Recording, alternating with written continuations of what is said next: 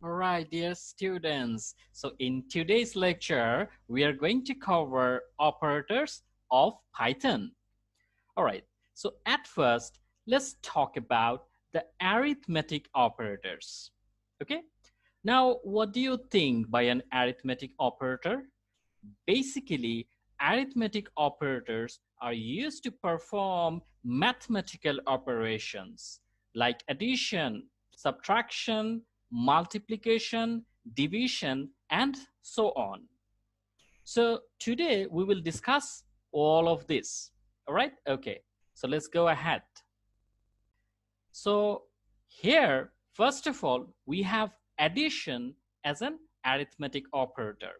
We know that addition means adding values on either side of the operator. Okay, so let's see an example. So if we take x equals to 5, okay, so basically here x variable contains 5, then y equals to 2. So basically here y variable contains 2. Now if we print x plus y and run it, what we are getting? We are getting 7 here because x plus y. So x is 5 and y is 2. So 5 plus 2 is 7. And we basically performed it using addition operator. All right. So now our next operator is subtraction. Okay. So as you know that subtraction subtracts right hand operand from left hand operand. All right. So let's reuse the previous example, but here we will not print x plus y. Instead of x plus y, here we will print x minus y. Okay. So x equals to 5, y equals to 2, print x minus y. Okay, so x is 5, y is 2. So 5 minus 2. Okay, so it's basically 3. So let's check this one, run. Okay, so we are getting 3. All right. Now here comes the multiplication operator. All right. Okay. So multiplication basically multiplies values on either side of the operator. All right. So now let's see an example using multiply sign. All right. So here x equals to 5, just like before. All right. Y equals to 2. Now we are printing x multiply y. Okay, so x is 5 and y is 2. So 5 multiply 2, which is 10. All right, so run. Okay, we are getting 10 here. All right, so now let's move on our next operator, which is division. All right, division. Okay, so now division basically divides the left hand operand by the right hand operand. Okay, so let's try this one. So here x equals to 10, y equals to 4, print x divided by y. All right, so what will happen here? Okay, so mathematically we know that if we divide 10 by 4, we will get 2.5. All right, so let's see the answer whether it is 2.5 or not. So run, it's 2.5, right? Okay, so our next operator is modulus. So modulus is basically a person sign. Okay, so now how does modulus work? All right, now if we take 10 in x variable, so x equals to 10, then again 5 in y variable, so y equals to 5. Then if we print x modulus y, all right, so x modulus is a person sign here, then what will be the output? So let's run it. All right, so it's 0. Okay, so now let's see the detailed explanation of the whole operation. So what is happening here? it's basically x mod y. That means 10 mod 5. So basically we are dividing 10 by 5 here. All right. So if we divide 10 by 5, that means 5 times 2 is 10 and we are getting 0 here. All right. So in that case, we are getting 2 as a quotient and 0 as a remainder. All right. So 2 as a quotient and 0 as a remainder. Okay, we must have to remember in case of modulus, we always take the remainder as our final output. All right, we must have to take the remainder as our final output.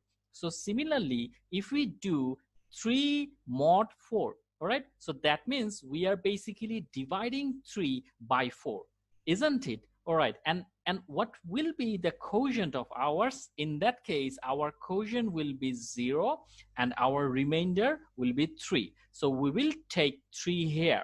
All right, okay, so let's try this one.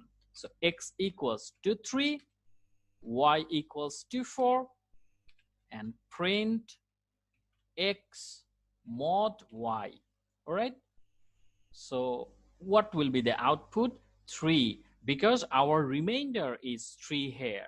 All right, now we are moving into our next operator, which performs exponential calculations on operators. Exponential operator is basically the replacement of power operator.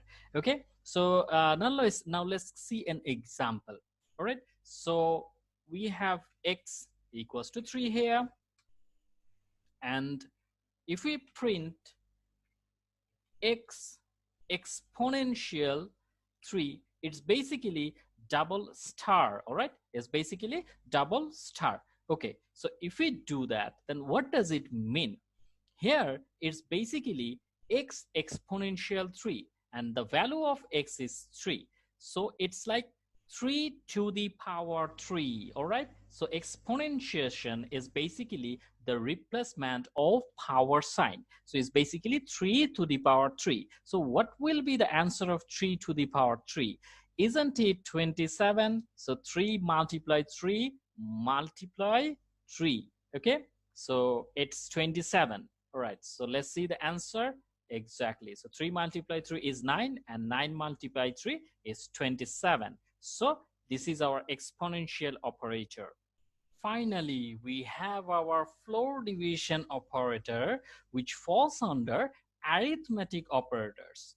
All right, so the real floor division operator is something like double front slash. Okay, this sign, which basically returns floor value for both integer and floating point arguments.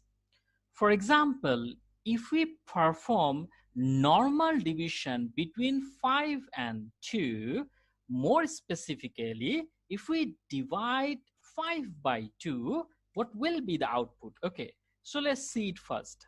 So print 5 divided by 2. Now, if we run it, we are getting 2.5, right? But what if we apply here floor division operator? Okay, so let's see it. So print 5 floor division 2. Okay, instead of division, we have written floor division 2. Okay, double front slash. All right, so if we run it, we can see we are getting 2 as an output. Okay, now what is the reason behind this? Because floor division always show the least value of your result. So here the least value of 2.5 is 2. Now let's see another example. Now in this case, we are performing normal division between 5 and 3. Okay, so it's basically, we are basically dividing 5 by 3. Okay, we are basically dividing 5 by 3. Okay, so print 5 divided by 3. Let's see the answer. It's 1.66666 and so on. Okay, as you can see that it is giving us 1.666. Now let's try it with floor division. Okay, so print 5 floor division 3. Now let's see the output. Okay, so it basically giving us 1 as an output, right? Because the least value of 1.6666 something is 1. Okay, even though if we get 1.99999 as a result, the value of that 1.999 will be 1 if we apply floor division there. Okay, now what will happen if we use negative numbers instead of positive numbers? So for example, if we divide -5 by 2, okay, what will be the result? We will get -2.5, right? On the other hand, if we apply floor division here, let's see the output. So it's basically negative number, right? -5. Okay, so print -5 floor division 2. Okay, now let's run it. Now if we run it, we can see we are getting 3 as an output, right? But you must be thinking that it is not the least value. Okay, it is -3 can't be the least value. However, please think it again. -3 is the least number of negative -2.5. Okay, -3 is less than -2.5, isn't it? Okay, so it is the least number of -2.5. Don't be confused with it. Okay, now let's rewrite 5 floor division 2. Okay, so print 5 floor division 2. All right, here if we notice, both sides of the floor division contain integer numbers. So 5 is an integer number. On the other hand, 2 is also an integer number. That means no fraction. Okay, so our output will also be an integer number. So if you print it, we will get 2. Okay, our output will not contain any kind of fraction because both sides are integers. Okay, now you need to remember one thing here.